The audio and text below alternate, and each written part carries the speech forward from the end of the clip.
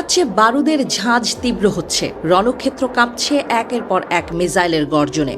ইরানি বাহিনী শুরু করেছে তাদের অপারেশন ট্রু প্রমিস 4 এর 23তম পর্যায়ের বিধ্বংসী অভিযান।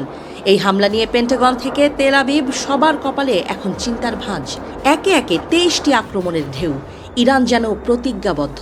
শুক্রবার সন্ধ্যায় তারা ঘোষণা করেছে নতুন প্রজন্মের সলিড এবং লিকুইড ফুয়েল চালিত শক্তিশালী মিসাইল এবং ড্রোনের এক বিশাল বহর পাঠিয়েছে।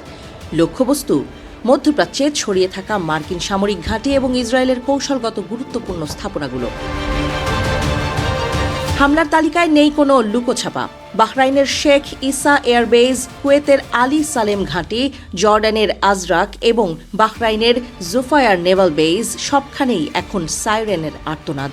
মার্কিন সামরিক সদর দপ্তরগুলোকে লক্ষ্য করে এই সম্মিলিত ড্রোন ও মিসাইল হামলা ওয়াশিংটনের সমরবিদদের ঘুম কেড়ে নিয়েছে। এদিকে ইসরায়েলের অভ্যন্তরে তৈরি হয়েছে বিভীষিকা। তেল আবিব থেকে শুরু করে বীর আল সাবা এলাকা পর্যন্ত বেজে চলেছে এয়ার রেড সাইরেন। ইরানের দাবি, তারা কেবল শহর নয় এবং ইসরায়েলের উচ্চ প্রযুক্তি সম্পন্ন সাইবার সেন্টার এবং সামরিক সহায়তা কেন্দ্রগুলোকে ধুলোয় মিশিয়ে দেওয়ার লক্ষ্য নিয়েছে।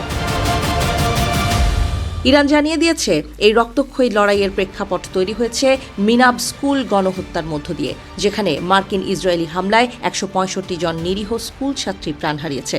ইরানের ভাষায় এই অপারেশন সেই শহীদ শিশুদের রক্তের ঋণ শোধ করার এক অনিবার্য সংগ্রাম। উত্তেজনা আরও বাড়িয়েছে ইরানি নৌবাহিনীর প্রকাশিত একটি ভিডিও। সেখানে দেখা যাচ্ছে মার্কিন বিমানবাহী রণতরী ইউএসএস আব্রাহাম লিঙ্কনকে লক্ষ্য করে ধেয়ে যাচ্ছে সারফেস টু সি মিসাইল। পারস্য উপসাগর থেকে লোহিত সাগর মার্কিন রণতরীগুলো এখন ইরানি নিশানার একেবারে দোরগোড়ায়। ইরানের পার্লামেন্ট স্পিকার মোহাম্মদ বাকের কালিবাফ সরাসরি হুঁশিয়ারি দিয়েছেন ডোনাল্ড ট্রাম্পকে। তিনি বলেছেন, ওয়াশিংটন এখনও বুঝতে পারছে না তারা কি ভয়ঙ্কর বিপর্যয়ের দিকে নিজেদের ঠেলে দিচ্ছে। ট্রাম্পের ইগো আর দম্ভ মার্কিন সেনাদের জীবনকে বিপন্ন করে তুলছে বলেও মন্তব্য করেন তিনি।